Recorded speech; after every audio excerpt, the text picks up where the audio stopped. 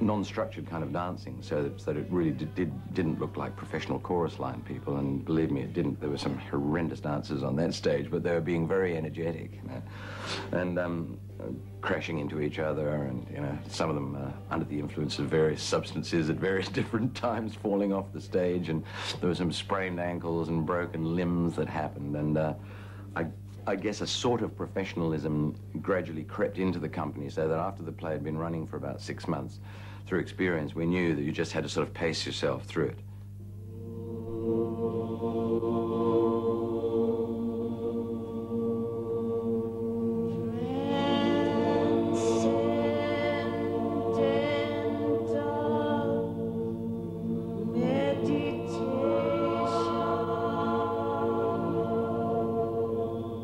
Whether it was love and the quality or just cheaper for the promoter, Hare gave no star billing. The nearest thing to a name in lights was a former private schoolboy, Reg Livermore, who'd made a name on stage and television and then joined the show a few months after it opened in Sydney.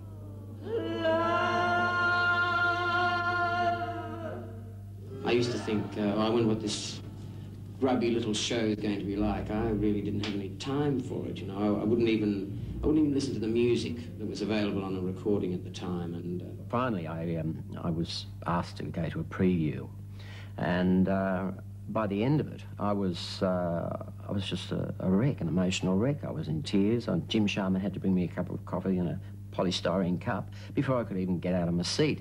I felt so ashamed of all the things that I'd been, you know, saying about this piece I'd never seen, and obviously it just got right into my heart and my guts, and I just couldn't believe it.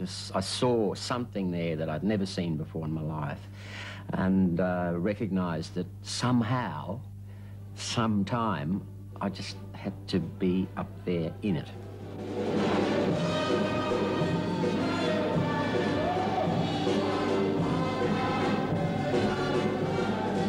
One problem in white Australia, Hare needed black Americans. Among those imported for the show was 16-year-old Marcia Hines. Australia was nothing like I thought. I come from New England, and there weren't that many black people here. As a matter of fact, some of the kids that Harry auditioned in America had to be sent back to America because they couldn't handle the staring, and, you know, I mean, it was pretty full on. I'd gone to white school, so I was kind of used to being stared at and pointed at, so, you know, but some of the kids truly freaked out and had to be sent back home. Jimmy and Sandra Mackenzie cast her in Boston, and she got on a plane 6.5 months pregnant. And Marcia, by the time we opened, was getting fuller and fuller and fuller, and finally she couldn't run down the stage, so we used to have her sing her solo songs in the truck.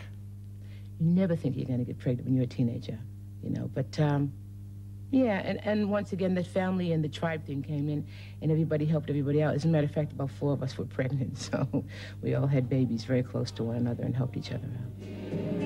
Hare Krishna, Hare Krishna, Krishna Krishna, Hare Hare. And then there were the drugs. Marijuana and LSD were said to create a higher level of consciousness, and the cast practiced what it preached. You took those drugs to broaden your mind and to broaden your horizons and to learn to love people. Or, you know, I remember people used to say, oh, I met somebody new, I'm going to get stoned and see how I feel when I'm around them, you know, because they feel if they could handle them when they were stoned, that they, you know, they were a good person. I used to get up and make these incredibly stern speeches to the cast about 3 times a week saying, drugs are illegal, I will fire the first person that smokes a joint in this theatre. And we just had this difficulty of firing the whole cast, including the director, the sweepers, everybody, or keeping it on. And my belief still is that nobody smoked dope in that show. Come gather round, people, wherever you roam. Just a stone's throw from the Metro Theatre in the Cross was the Wayside Chapel, a Christian mission to reach the so-called dropout generation.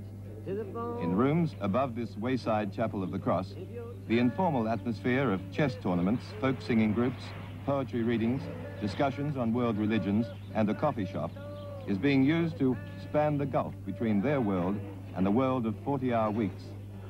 Well, the Wayside Chapel was like Bob Dylan's dam. You've never seen anything like it. There was all black walls and fishnets, and on Sunday nights there was what was called question time, and quite often the cast from here would come in and they'd all be singing down on the stage. And I remember one day some kid came running into the chapel to say that a flying saucer had landed. This was when LSD had first came out. And everybody laughed, and he's going, no, it's real, there's a flying saucer landed. So a whole lot of people went down to Rushcutters Bay Park to have a look, and they're all looking around like this, you know, and the police turned up. And they said, what are you doing? When they said, oh, we're looking for a flying saucer, it was kind of like a bit odd, but there was a lot of stuff like that going on, a lot of people not knowing how to cope with some of the problems that were starting. I haven't taken LSD for at least 28 years or something now, but I wouldn't advocate it either, but I don't regret the experience, because it was all part of doing something that was going to change you in some way, and, you know, I think you had to go into it for real in order to get any benefit from it.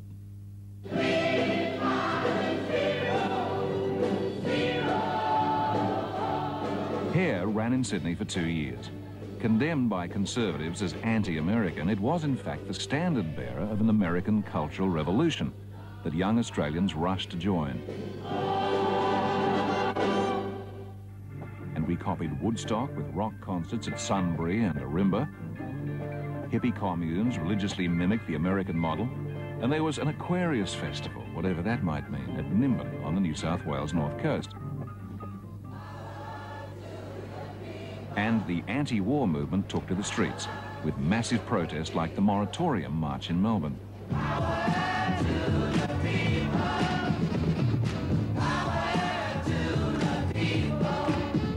Through the music, through ways like Hare, or musicals like Hare, and the attitude at that time, that all that culminated in the anti-Vietnam peaceful demonstrations, and the massive one that I remember happened in this city, over 100,000 people, where the government really had to take notice and say, well, you know, it's not a matter of draft dodging, it's not a matter of being a coward of not going to Vietnam by the youth. They just simply do not want it. Their parents don't want it. No one wants this, you know.